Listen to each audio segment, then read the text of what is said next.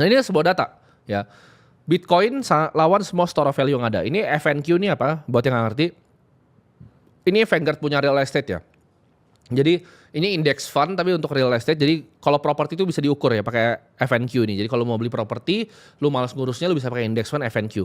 Ini ada international market FXUS itu kan apa total international market Vanguard juga, ada emerging market, ada gold GLD di sini ya, ada growth, ada value dan ada S&P 500 juga dan ada total world stock. Jadi world stock itu apa? Kalau lu beli semua saham di dunia itu di nama benchmarknya FTSE ya. FTSE Index itu lu capture semuanya ya, saham satu dunia. Itu adalah investasi-investasi terbaik sebenarnya. Kalau misalnya untuk orang zaman dulu store of value. Tapi kalau kita bandingkan sama Bitcoin di sini, ini ada yang oranye, ya kan, ada yang merah, ada yang hijau. Nah, lu pilih. Dari semuanya lu mau aset kelas yang mana? Itu emas juga ada tuh ya. GLD itu yang warna merah tuh 71,16%. Yang kata orang naik paling tinggi kan? Enggak, kalah jauh sama Bitcoin. Itu paling tinggi terakhir tuh emas ya. Lu perhatiin 71,16%. Tapi lu kalau lihat ya, bahkan yang paling bawah nih FNQ, real estate itu minus 12,64%. Jadi properti ya selama mungkin 5 tahun terakhir itu minus. Dan ini ya kita bisa lihat ini value stock, ada juga apa growth stock di sini yang isinya banyak tech stock besar. Semuanya nggak ada yang bisa outperform Bitcoin dan Bitcoin adalah aset terbaik. Jadi orang-orang kaya itu tahu bahwa uang kertasnya sampah, uang kertasnya riba, uang kertasnya harus dibuang. Nah mereka buangnya ke tempat-tempat ini ya. Jadi yang gue kasih chart di sini adalah ini buangan orang-orang paling kaya di dunia. Mereka antara beli world stock itu kayak misal Norges Bank itu belinya semuanya. Mereka jadi beli 8.000 saham langsung. Jadi kalau lu beli tikernya VT itu lu beli 8.000 saham langsung. Itu biasanya investasi terbaik tapi kalah sama Bitcoin. Atau mereka lari beli emas atau mereka lari beli real estate atau growth fund atau yang lain. Ya. Jadi orang kaya itu paham betul. Semua orang kaya di dunia, Indonesia juga paham betul. Ya. Tidak ada konglomerat yang hoarding cash itu banyak gitu. Cash IDR itu nggak ada ya. Karena itu mereka sama aja kayak joker gitu, dibakar gitu. Mereka tahu itu kayak dibakar. Jadi nggak ada yang pernah hoarding cash. Mereka semuanya beli aset dan ini adalah aset-aset yang paling banyak dibeli. Ini adalah M2 money supply. Jadi kalau lu cara ngelihatnya inflasi ya, menurut definisi gue itu apa? Adalah peredaran uangnya. Jumlah uang yang beredarnya. Nah, nanti gue akan bilang ya, kenapa data-data yang dikasih misalnya 1%, 2% itu semuanya bullshit. Karena itu semuanya dicari pick datanya. Jadi datanya data-data yang dipilih-pilih biar kelihatan inflasinya bagus. Padahal di lapangannya itu berbeda. Memang secara teori Keynesian betul inflasinya segitu. Dihitungnya mungkin ya ada caranya untuk hitung itu betul. Tapi kita berdua tahu gitu loh. Di lapangan tuh hal yang berbeda. Ini M2 supply ya. Jadi kita lihat yang merah ini M2 supply dan yang putih ini adalah harga dari Bitcoin. Ini kita lihat tracking hampir similar ya. Ini hampir mirip. Kenapa? Karena jumlah uang yang beredar itu lari, gue bilang tadi, store of value-nya. Ya. Orang zaman dulu larinya kemana? Gampang banget jawabannya. Emak bapak lu yang orang kaya mungkin properti dan juga tanah. Karena mereka tahu itu scarce dan desirable. Orang mau punya rumah di Pondok Indah. Jadi ketika mereka punya rumah satu di Menteng, mereka beli lagi di Pondok Indah rumah keduanya. Kalau misalnya mereka belum mau jual dulu, mereka sewain dulu. Itu standar practice. Tapi itu akhirnya bikin apa? Bikin anak-anak seperti kita yang generasi Z itu nggak bisa beli rumah. Karena mereka corner marketnya semua. Sama dengan market jam tangan, itu di corner juga. Sama dengan market lukisan, di corner juga gitu loh. Jadi orang-orang kaya ini paham untuk beli sesuatu yang diinginkan oleh banyak orang.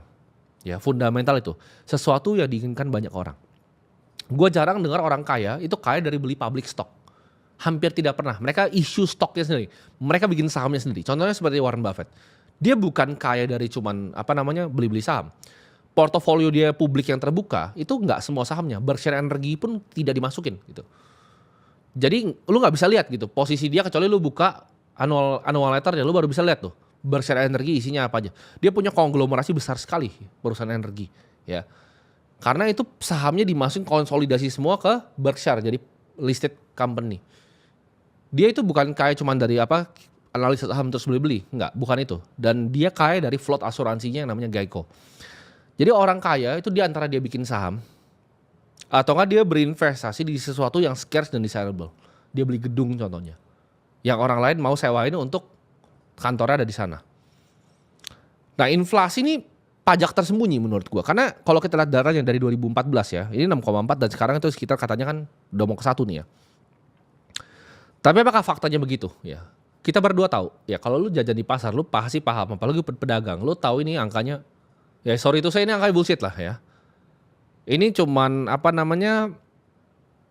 angka yang ya gue bisa bilang namanya di cherry pick gitu. Jadi ada yang dimasukin, ada yang dikeluarin, dan ini bukan jadi acuan untuk kita investor sebenarnya. Karena gini, kalau lu ngomong sama any investor di Indonesia contohnya, lu kalau bilang hurdle rate Indonesia itu 1%, lu diketawain. Hurdle rate itu apa? Itu biasanya angka ya di mana mereka mau diskon free cash flow ke depannya. Jadi kalau lu ngomong sama private equity investor, lu mau jadi general partner nih, lu kalau tawarin investasi misalnya 8% setahun, lu diketawain pasti. Tapi kan secara teori menang dari inflasi. Kenapa lu nggak mau return 8% di Indonesia? Kan lu tahu inflasi bukan segini. Lu kalah sama cost of capital-nya. Gitu. Jadi ketika lu adalah seorang investor, lu mau taruh duit di venture capital, mau taruh duit di private equity, lu tidak mau returnnya tuh 2%. 5% lu nggak mau.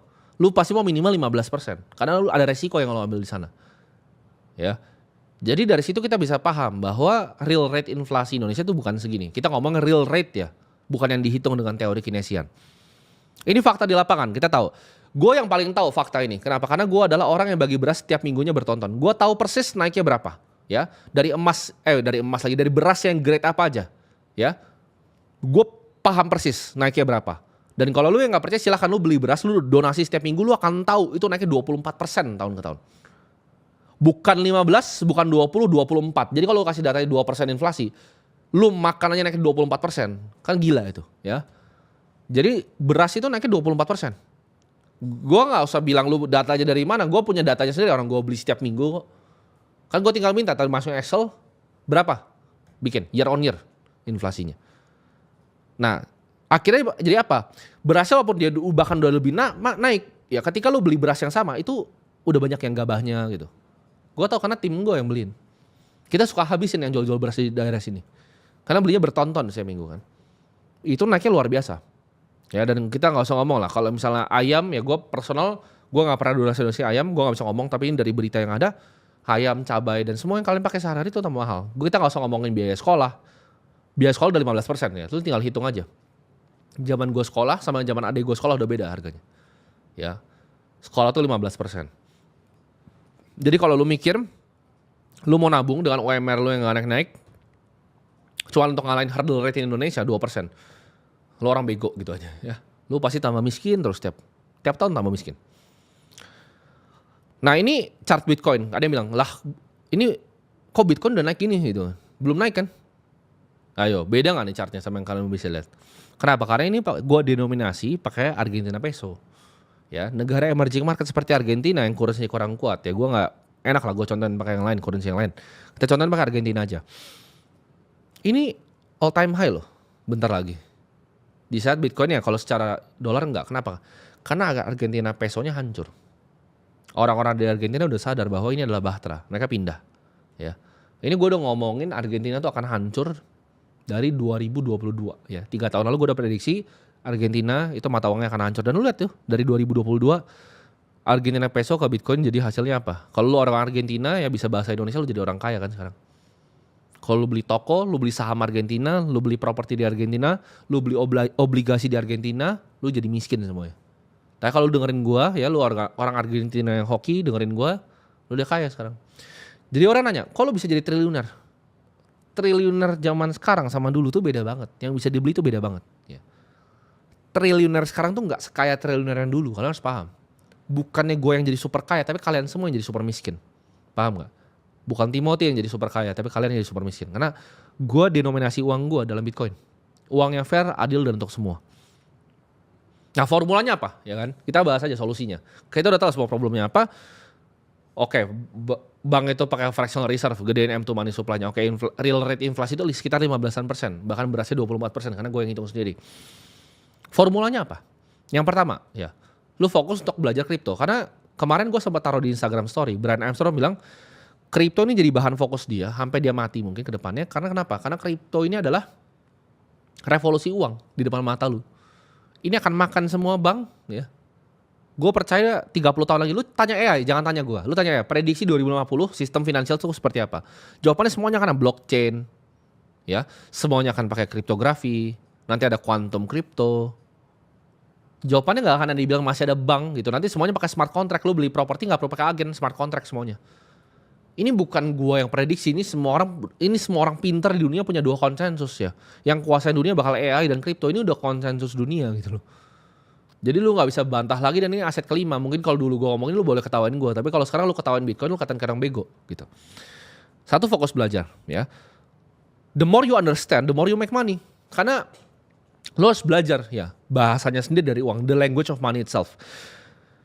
Ini Mayer Rothschild yang pernah bilang, salah satu figur yang gue sangat ngefans adalah yang bikin banknya Rothschild ya. Dia pernah bilang, the only business worth doing is the business of money. Satu-satunya bisnis yang worth untuk dilakukan adalah bisnis untuk uang. Ya, lu bikin bank.